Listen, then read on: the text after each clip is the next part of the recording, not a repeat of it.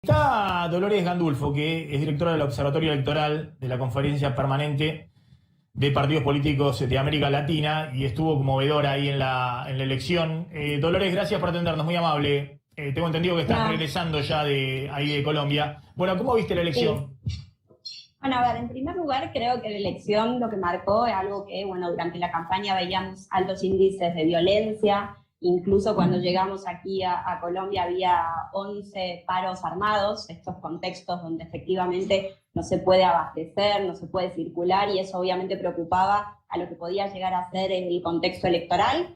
Y al mismo tiempo también recordemos que varios de los candidatos con amenazas a su persona, y eso también hizo que obviamente el tema de la violencia sea transversal a la contienda electoral. Pero la verdad que el contexto del día domingo fue un contexto muy pacífico, donde además la ciudadanía participó con mucha participación. Recordemos que aquí en Colombia no hay voto obligatorio, por lo tanto no había altos índices de participación. Ayer hubo casi un 54% en la participación. Esto hace ver que hay un movimiento muy fuerte en Colombia de cara a percibir un cambio, que es un poco lo que hablaban ustedes con Florencia, esta idea de que efectivamente hay un golpe duro hacia el uribismo, hacia Duque y hacia una estructura política que supo gobernar Colombia, y específicamente también con un tema que atraviesa al cambio, que tiene que ver con la posibilidad concreta y real de la implementación de los acuerdos de paz. Esto que movilizó y que fue lo que permitió que se empiece a ver en Colombia una época de cambio, la necesidad de terminar con medio siglo de conflicto armado y con poner en agenda políticas públicas que planteen a una sociedad en paz. Bueno, esto atravesó la campaña, y creo que también de cara a quien gobierne a partir del 19 de junio va a ser un tema de casi irreversibilidad. Lo que sí creo también, que también se dio por fuera, algo que también se hablaba previo a la elección, que tenía que ver con algunas denuncias de fraude. La verdad que la jornada terminó en paz, al mismo tiempo las fuerzas políticas reconocieron, incluso el candidato que quedó en tercer lugar, el candidato oficialista, aunque como comentaba Florencia se quiso despegar, era el candidato que el uribismo y el gobierno apoyó en esta última etapa. Recordemos que tenía un candidato que no logró en el esquema de primarias poder consolidarse, y claramente, obviamente Fico Gutiérrez, el candidato en tercer lugar, apoyó para esta segunda vuelta a Rodolfo Hernández, quien surge en esta elección por ahí como una especie de cambio desde el punto de vista del establishment. Si bien es cierto que él representa el establishment político y por ahí más conservador, y que obviamente además también va a requerir de la estructura política del gobierno para poder consolidarse, y en un eventual gobierno para poder gobernar. Recordemos que él no tiene estructura ni siquiera en el Congreso para poder tener mayorías, tiene dos parlamentarios en la Cámara de Representantes. Por lo tanto, lo que se plantea por ahí es, obviamente, de cara al 19 de junio, una perspectiva de cambio planteada con un programa de gobierno bien específico como el que plantea Gustavo Petro, y la consolidación del pacto histórico como un sujeto político. Recordemos que en el 2019... Sí.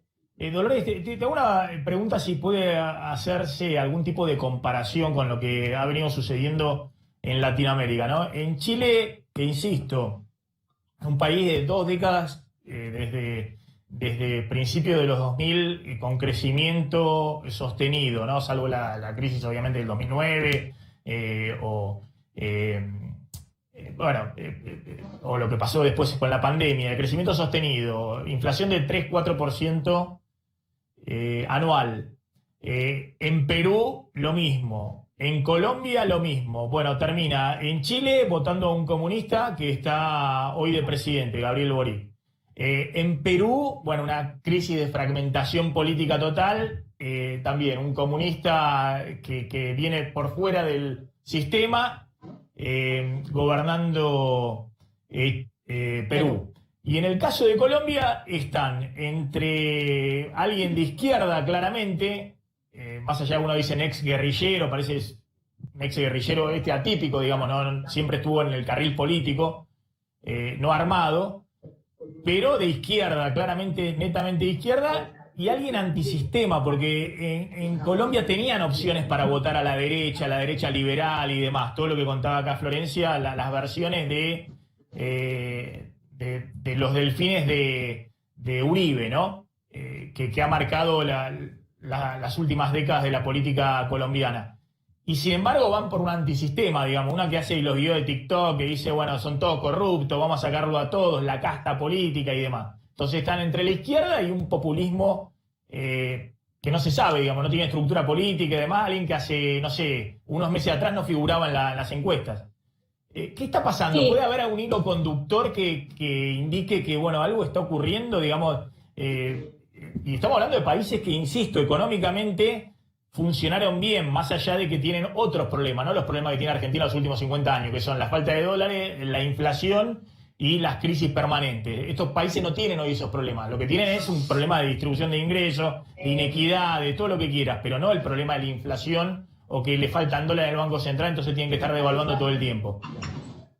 Sí, a ver, la verdad que esto responde a algo que es tendencia en la región, ¿no? Esta percepción de la ciudadanía que no encuentra la claridad de sus demandas en el sistema de partidos y en el sistema político existente, y por lo tanto busca en este tipo de dirigentes, de personajes que aparecen y que irrumpen, como vos bien decías, de manera muy disruptiva, sobre todo con su mensaje. En campaña incluso Rodolfo Hernández ha salido a decir que las mujeres no tenían lugar en la política, algo que también visualizamos con un outsider que llegó, por ejemplo, a una de las democracias modelos hace muy poquito en Costa Rica, que también tenía un discurso muy conservador en materia de política de género, por ejemplo, y habiendo vivido 30 años fuera de Costa Rica, rompió con el sistema de partidos en Costa Rica y hoy es presidente, ¿no? Creo que esto que vos bien marcabas también en Chile, en Perú, lo que también está marcando es la necesidad de que los partidos políticos existentes también se repiensen, se readapten a las nuevas demandas de la ciudadanía.